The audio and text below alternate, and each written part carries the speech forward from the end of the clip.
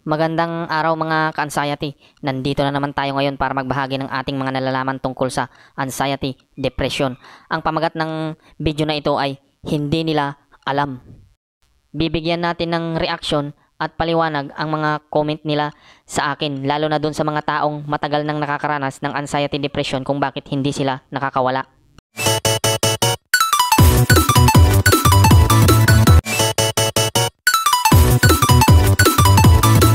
Sa mga bago po sa channel ko, ako nga po pala si The Anxiety Boy. Gumagawa po ako ng mga video na related sa anxiety, depression, panic attack, panic disorder, at depersonalization. Kung paano ko mawala sa mga ganitong pakiramdam. At gusto kong ibahagi sa inyo ang totoong recovery. Kung ano ba talaga ang mga dapat nyong gawin. Lalo na sa mga bago pa lang na nakakaranas nito, para hindi na tumagal pa ang paghihirap nyo.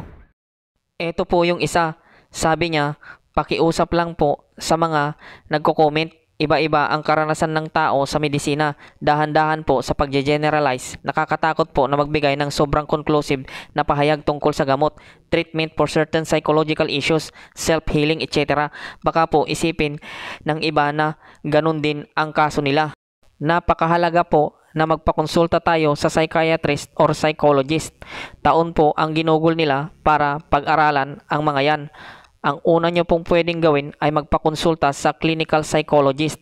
Psychotherapy ang paraan nila ng pagtulong, hindi gamot. Kung hindi po masolusyonan ng psychologist ang problema, siya mismo ang magre-refer sa'yo sa psychiatrist or ikaw mismo ang magpunta sa psychiatrist. Ang paraan na gagamitin nila ay pharmacotherapy o paggamit ng gamot para matulong sa iyong kondisyon. Ito yung mga masasabi ko dito. Hindi niya siguro naiintindihan kung anong nilalaman ng mga video ko.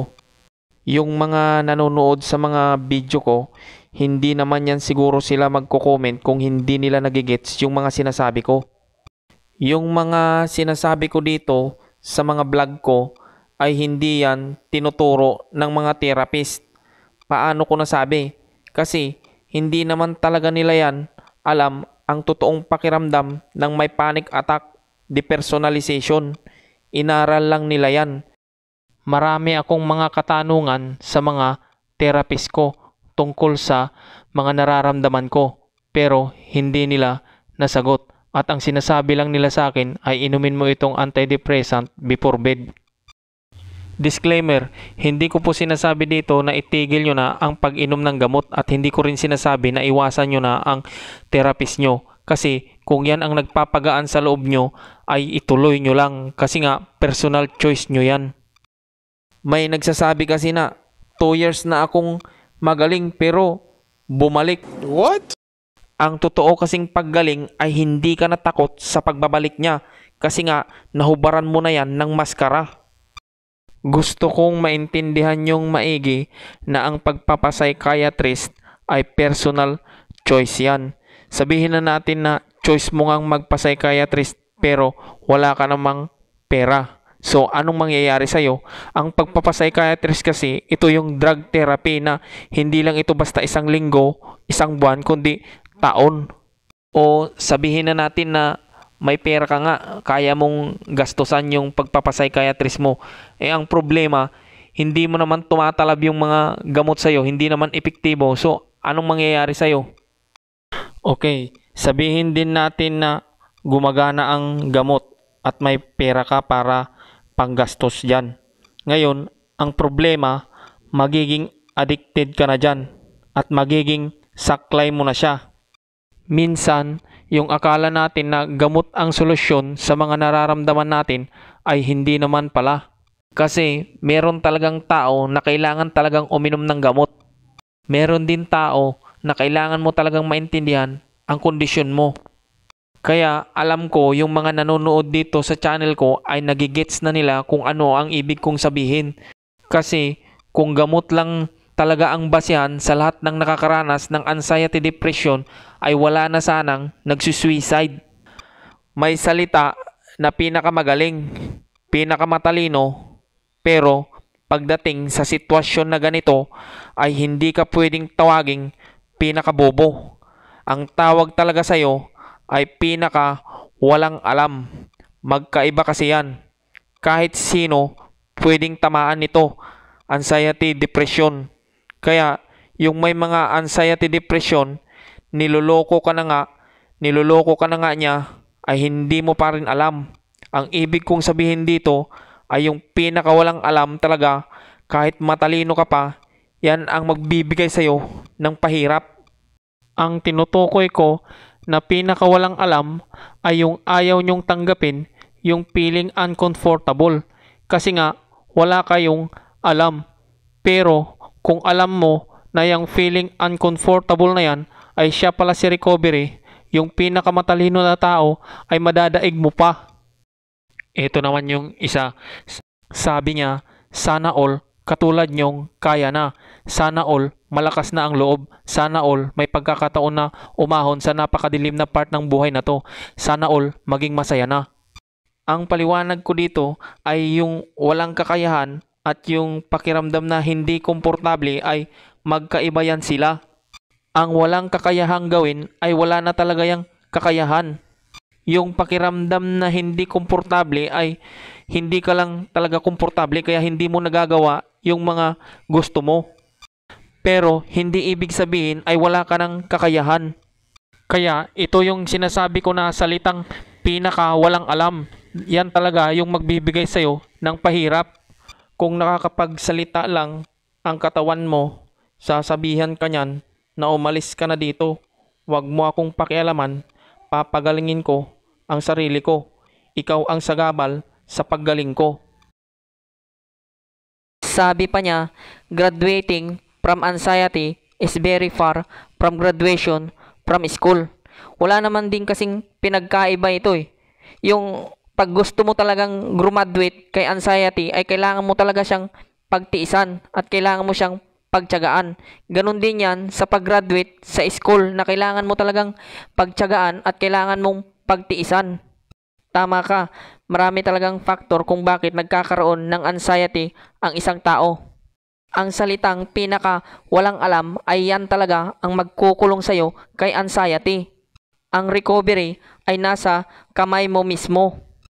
Ang gusto kasi nitong mangyari ay instant na paggaling. Ayaw niyang dumaan sa recovery process.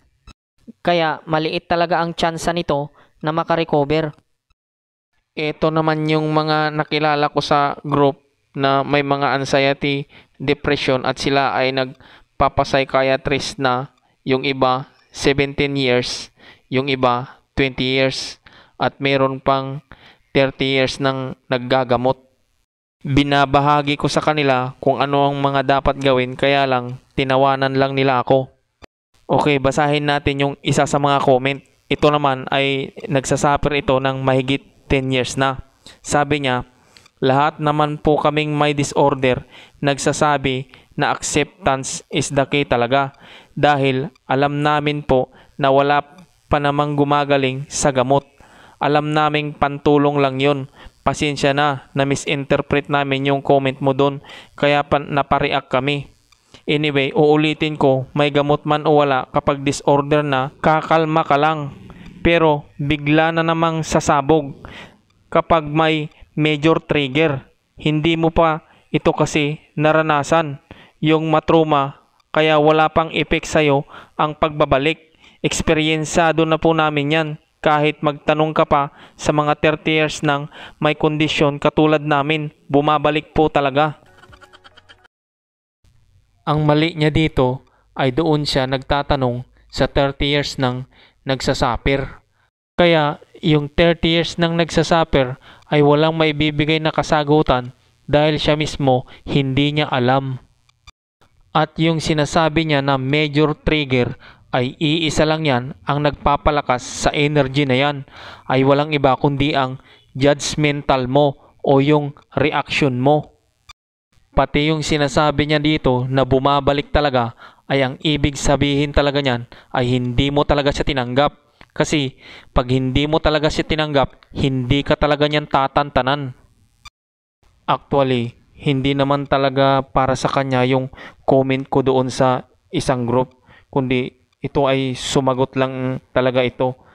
Parang pinipilit niya na wala na talagang nakaka-recover sa anxiety, depression kasi nga bumabalik nga daw. What? Gaya ng sabi ko, tinawanan lang nila ako at sinabihan na hindi ko daw alam ang pakiramdam ng may depression. Sasabihin ko sana sa kanila na yung mga ginagawa nila ay may mali na kasi sa tagal na nilang naggagamot pero wala pa ring progress. Pero sino ba naman ako na mas bata sa kanila para paniwalaan nila? Kaya sa mga baguhan na lang ako magbibigay ng mga impormasyon kung paano mapagtagumpayan ang anxiety depression na walang iniinom na gamot. Itong mga tao na ito, kaya na-stuck up na sila sa anxiety depression nila, ay ito talaga yung pinaka walang alam. Sa madaling salita, wala silang clue. Yung pakiramdam na kakilakilabot, yung pakiramdam na depersonalization, yung pakiramdam na hindi ikaw yung nasa loob ng katawan mo, yung pakiramdam na hindi ka na interesado sa lahat ng bagay, yung pakiramdam na ayaw mo nang mabuhay at marami pang iba, yung mga pakiramdam na yan ay iisa lang yan na palipat-lipat, minsan sa pisikal naman, at pilit kang pinapaniwala na lahat ng mga iniisip mo na mga negatibo ay totoo at yan ang nagiging panggatong kaya lumalakas ang energy na yan. Natatakot kang harapin ang takot mo. Gaya ng sabi ko, iisa lang yan, energy na yan, na palipat-lipat lang sa katawan mo. Lumalakas siya dahil yan sa reaction mo o judgmental mo na ito ay delikado. Kapag may panic attack ka, may gawin ka man o wala, ay lilipas pa rin yan. Kaya mas maganda kung wala kang gagawin kasi sasanayin mo ang utak mo para makita mo na yung atake niya sa'yo na nakakatakot ay peke.